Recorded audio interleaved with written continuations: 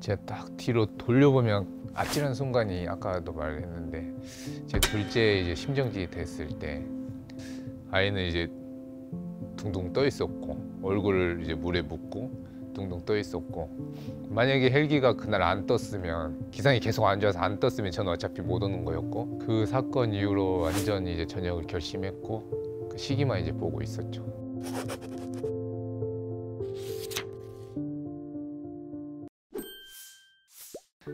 저는 제가 21살 때부터 16년 동안 공직에서 안정감 있는 생활을 하다가 작년 5월 달에 퇴직을 하고 이제 제가 프리랜서로 활동을 하면서 그 전보다 몸은 훨씬 자유로워졌지만 일이 없어서 좀 쉬어야 될 때, 이래야 될 때 오히려 마음이 되게 불편하더라고요. 뭔가 계속 해야 될 것 같고 보장이 되어 있지 않은 상황이니까. 그래서 마음 편히 쉬어 본 적이 없는 것 같아요. 약 1년 동안.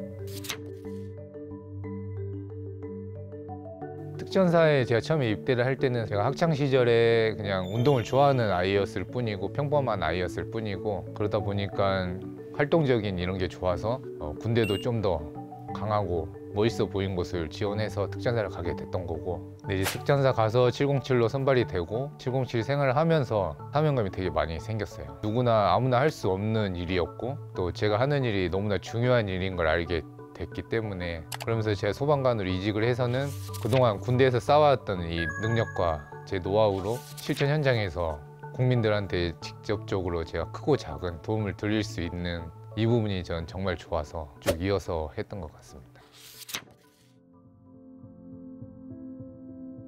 세월호 사고가 터지고 나서 세월호 사고가 발생하고 나서 4월 달에 발생을 했는데 11월 달까지 제가 수색 구조 작전을 계속 투입이 됐었어요. 2주 갔다가 2주는 다시 부대에 복귀해서 부대 임무 수행하다가 또 2주 세월호 구조 작전 들어갔다가 그게 7개월 동안 계속 그 작전에 투입이 됐었는데 시누크라는 그 헬기를 타고 들어가요. 그 수색 작전 하는 곳에. 근데 거기에 섬이다 보니까 복귀를 할 때도 시누크라는 그 헬기를 타고 나와야 되는데 안개나 뭐 기상 상황 때문에 복귀가 항상 늦어졌어요. 제가 올 걸 또 기다리고 있는데 계속 날씨가 안 좋아서 헬기가 안 뜬다, 오늘 못 갈 것 같다 이렇게 전화를 끊고 또 임무 수행을 하다가 점심시간에 날씨가 좋아져서 제가 갑자기 이제 집에 가게 된 거거든요. 그래서 아내랑 아이들한테 깜짝 놀래켜 주려고 이제 간다고 말 안 하고 이제 갑자기 이제 문을 열고 들어갔어요. 그러니까 아내는 청소기를 돌리고 있었고 첫째는 TV를 보고 있다가 갑자기 아빠가 내일 온다고 했는데 오늘 왔으니까 2주 만에 봤는데 얼마나 좋아요. 그래서 아내랑 안고 첫째는 이렇게 안고 하다가 둘째는 목튜브 이제 채워서 엄마 이제 청소기 좀 돌리려고 근데 아이가 100일 정도 됐을 때니까 욕조 물을 조금 받아놓고 아이 이제 물놀이 하라고 이제 놔뒀던 거예요.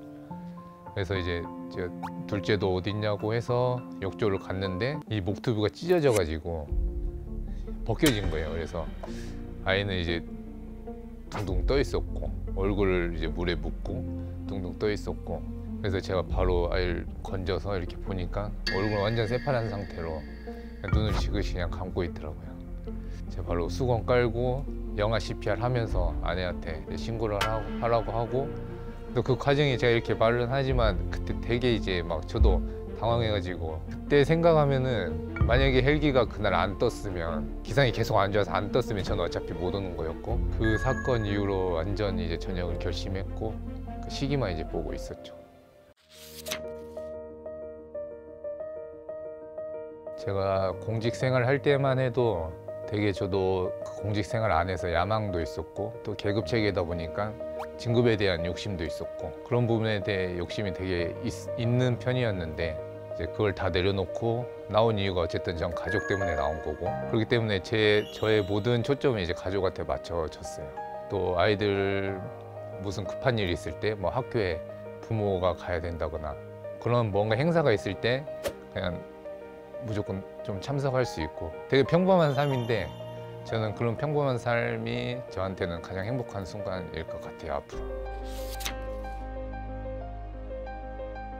제가 지금 퇴직을 하고 퇴직도 되게 큰 도전이고 저한테는 큰 결심이었는데 저는 이 일하고 가정 이게 정말 조화가 잘 이루어졌으면 좋겠어요. 제가 스포츠 센터를 하려고 하게 된 이유는 사실 망할 수도 있어요. 망할 수도 있는데 이 부분에 실패를 한다고 해서 저한테 남는 게 없는 건 아니거든요.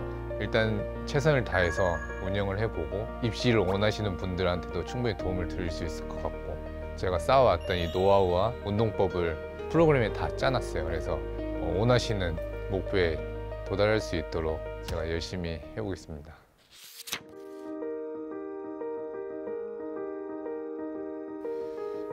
홍범석은 참 바르고 성실하게 살았던 사람이다. 저는 좀 도전적인 삶, 현실이 안주하지 않고 뭔가 도전 속에서 간절히 노력하고 또 최선을 다했을 때 좋은 결과를 많이 만들어냈기 때문에 땀과 노력은 배신하지 않는다.